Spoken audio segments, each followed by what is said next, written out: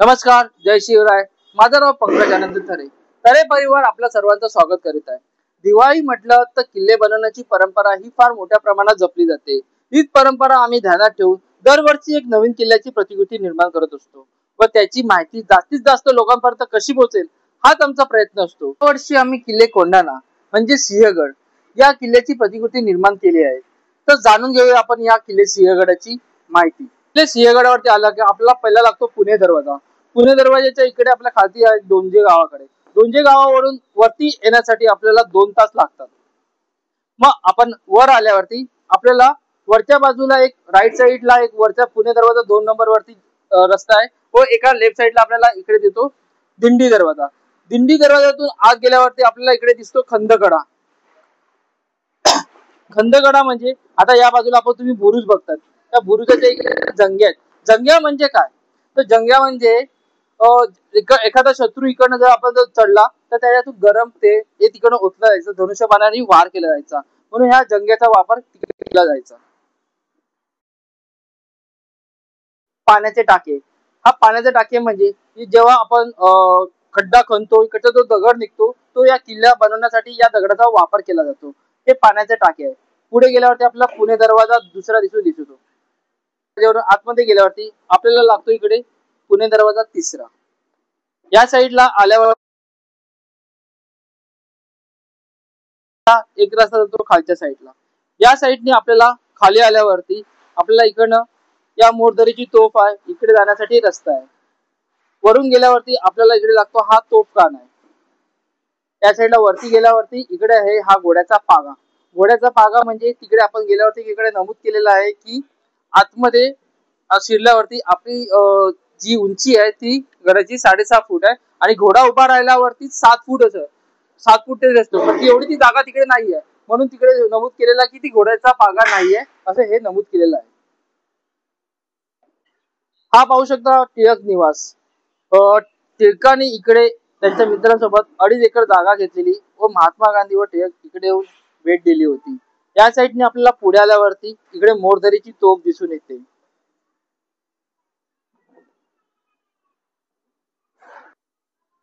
लोकमान्य टिळकाच्या इकडं या साईडने वरून आला का या साईडला आपल्याला राजाराम महाराजांची समाधी दिसून येते.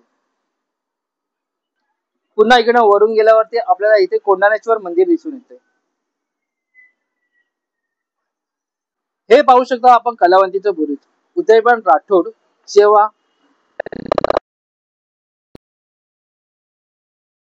या ठिकाणी कलावंतीचं नाच गाणं व्हायचं तर उदयभान राठोडला असं वाटायचं की मराठे मावळे इकडे येऊन स्त्रियाच्या रूपामध्ये येऊन आपल्यावरती हमला करतील, म्हणून त्यांनी पहिला हा कलावंतीचा बुरुज बंद केला होता. उदयभान राठोड हा राजपूत होता, म्हणून त्यांनी हा कलावंतीचा बुरुज बंद केला. हे पाहू शकतात तानाजी कडा. जेव्हा तानाजी मालुसरे हमल्यासाठी आले तेव्हा त्यांच्यासोबत 500 मावळे आले होते व उदयभान राठोडकडे 1,500 सैन्य होतं. जेव्हा तानाजी मालुसरे आले तेव्हा या ठिकाणी 300 मावळे व 200 मावळे शेलार मामा सोबत कल्याण बुरुजाच्या इकडे होते. जेव्हा मावळे इकडनं जेव्हा चढले तेव्हा इकडे समोर उदयभान राठोड सोबत यांचं युद्ध चालू झालं. युद्ध चालू होत असताना तानाजी मालुसरे यांचा हात गमावला गेला. जेव्हा हात गमावला गेला तेव्हा सगळ्या मराठी जे सैन्य होतं त्यांना माहिती पडलं की तानाजी मालुसरे आपले जखमी झालेले आहेत, म्हणून मराठा सैन्य हे घाबरलं. मग हे पाहता सूर्याजी मालुसरे यांनी पाहिलं की आपले मावळे सगळे घाबरलेत, पळून जात आहेत, म्हणून त्यांनी सांगितलं की घाबरतात काय, आपण मराठ्याची जात आहे बाळ्यासारखी पळतात काय.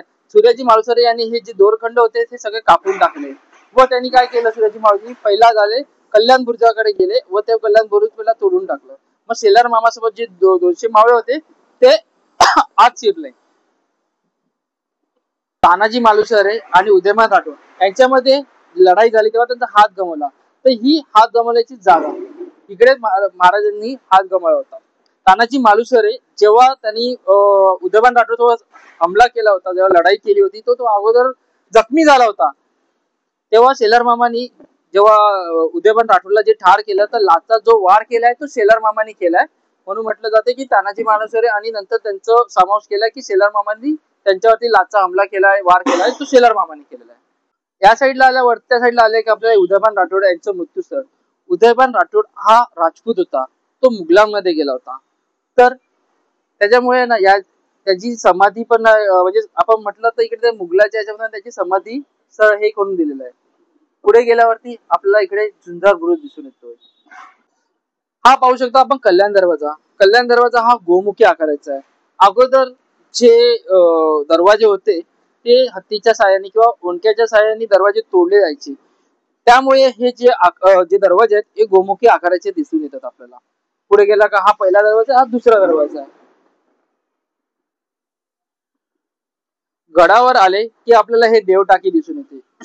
या गडावरती खूप सारे टाके आहेत, पण या टाक्याचं वैशिष्ट्य असं आहे की त्यामध्ये जे पाणी आहे ते एवढं शुद्ध आहे की हे पाणी अजूनही पाणी पिण्यासाठी तिकडे युज केलं जातं, म्हणून याला देव टाके असं म्हटलं जातं.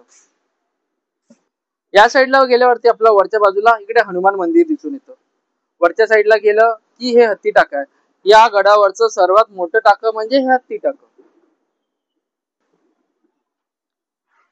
त्या साईडने वरती आल्यावरती आपल्याला इकडे हे अमृतेश्वर भैरव मंदिर दिसून येतं. इकडे गेल्यावरती आपल्याला हे मॅप आहे जो गडावरती आता तिकडे दर्शवतो की आपण कुठली कुठली बाजू कुठे कुठे जायचं, तर हा मॅप तिकडे आपल्याला दर्शवण्यात येतो. त्या साईडला वरती आपण गेला की आपल्याला हे तानाजी मालुसरेंचं स्मारक दिसतंय व त्याच्या बाजूला त्यांची समाधी दिसून येतं.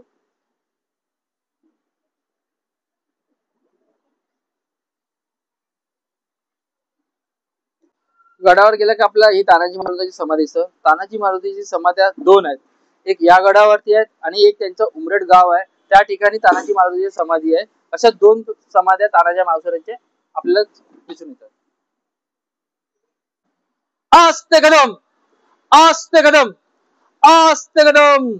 महाराज, गणपती, भूपती, प्रजापती, सुवर्ण रत्नचिपती, अष्टप्रधान जागृत, अष्टप्रधान देशित, न्यायालंकार मंडित, शस्त्रात्र शस्त्र पारंगत, राजनीती धुरंधर, प्रौढ प्रताप पुरंदर, क्षत्रिय कुलावंतस, सुवर्ण सिंहासनाधीश्वर, महाराजाधिराज राजे छत्रपती शिवाजी महाराज की जय. हर हर. सरदार तानाजी मालुसरे यांचा जय भवानी. नमस्कार.